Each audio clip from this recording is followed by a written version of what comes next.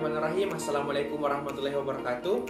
Perkenalkan, nama saya Andi Muhammad Alun Hali Gunawan, NIM C01117157, kelas A angkatan 2017. Pada kesempatan kali ini saya akan memperagakan salah satu keterampilan klinik pada blok C6, yaitu hapusan darah. Selamat menyaksikan. Jadi Pak, berdasarkan hasil anamnesis dan pemeriksaan yang telah dilakukan sebelumnya, perlu dilakukan pemeriksaan penunjang lebih lanjut, di mana namanya adalah pemeriksaan hapusan darah. Jadi nanti saya akan membuat luka pada jarinya Bapak menggunakan jarum, dan nanti saya mengambil darahnya Bapak, kemudian dilakukan beberapa tahap hingga dilakukan pembacaan di bawah mikroskop. Hal ini dilakukan agar mengetahui apa penyebab penyakit yang Bapak alami. Nanti saya akan melakukan seprofesional mungkin sesuai dengan prosedur yang ada. Bapak berhak menolak, berhak menerima, tapi saya sarankan untuk menerima. Bagaimana Pak? Bersedia, Dok. Oke, bersedia. Selanjutnya saya akan mempersiapkan dulu terlebih dahulu Pak alat dan bahannya. Selanjutnya saya akan mempersiapkan alat dan bahan yang dibutuhkan pada keterampilan klinik kali ini. Yang pertama, alat dan bahan untuk pembuatan hapusan darah, yaitu darah kapiler dari pasien, handscoon sebagai alat proteksi, 2 kaca objek, 1 tempat darah, dan 1 untuk melakukan penghapusan darah. Alkohol swab digunakan untuk membuat steril jari pasien. Alat tulis dan label sebagai marker pada kaca objek, lancet dan pen untuk membuat luka pada jari pasien. Selanjutnya, alat dan bahan yang digunakan pada saat melakukan pewarnaan gimsa. Yang pertama ada kaca objek yang telah dilakukan hapusan darah sebelumnya, handscoon, pipet tetes, rak kaca objek, air mengalir, larutan gimsa, dan metanol.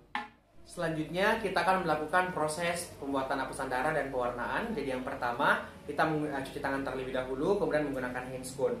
Setelah itu kita membuat label pada kaca objek yang sudah disiapkan sebelumnya. Jadi seperti ini. Setelah itu kita melakukan proses pengambilan darah pada jari pasien. Pak bisa minta jarinya? Jadi yang pertama kita mengambil alkohol swab untuk mensterilkan jari pasien. Setelah itu kita ambil pen yang sudah berisi jarum, di mana kita menyesuaikan nomornya sesuai dengan ketebalan kulit dari pasien. Terus kita meletakkan pada jari sisi lateral dari jari pasien. Tahu padi. Setelah itu kita mengambil kaca objek yang sudah diberikan label. Terus kita meletakkan darah yang didapatkan dari hasil pembuat luka sebelumnya ke 2 titik pada kaca objek. Nanti hasilnya seperti ini. Jadi Pak, selanjutnya saya akan melakukan proses darah. Jadi hasilnya nanti terdapat 2 seperti ini.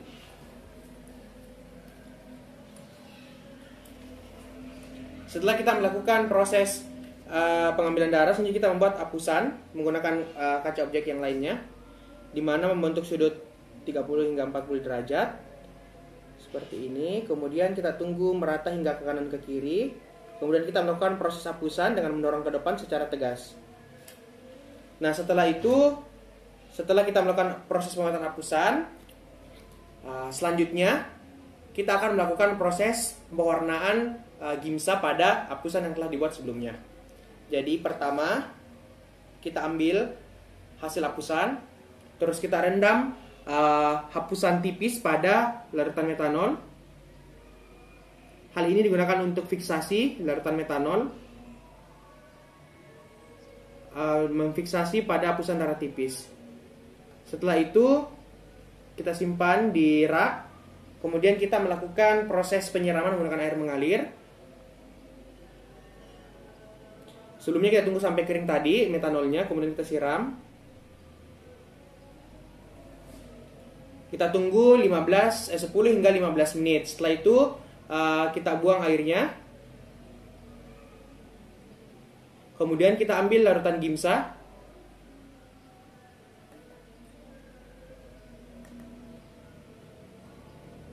Kita meneteskan pada seluruh permukaan pada kaca objek. Kemudian kita diamkan selama 30 menit hingga 1 malam. Setelah itu kita buang. Kemudian kita ambil kembali air mengalir. Kita siramkan Setelah itu kita keringkan, kita berdirikan pada rak. Kemudian setelah itu kita akan melakukan proses pembacaan di bawah mikroskop. Setelah kita melakukan proses pewarnaan dan pembuatan hapusan darah, selanjutnya kita melakukan pembersihan diri, membuka handscoon dan mencuci tangan terlebih dahulu. Selanjutnya kita akan melakukan edukasi kepada pasien. Jadi Pak, kita sudah melakukan proses pengambilan darahnya Bapak dan kita sudah melakukan beberapa tahap. Jadi nanti akan dilakukan proses lebih lanjut. Namun untuk sementara sambil menunggu hasilnya, Bapak tetap menjaga kesehatannya, rutin makan makanan yang bergizi dan rutin minum obat yang sudah diberikan sebelumnya.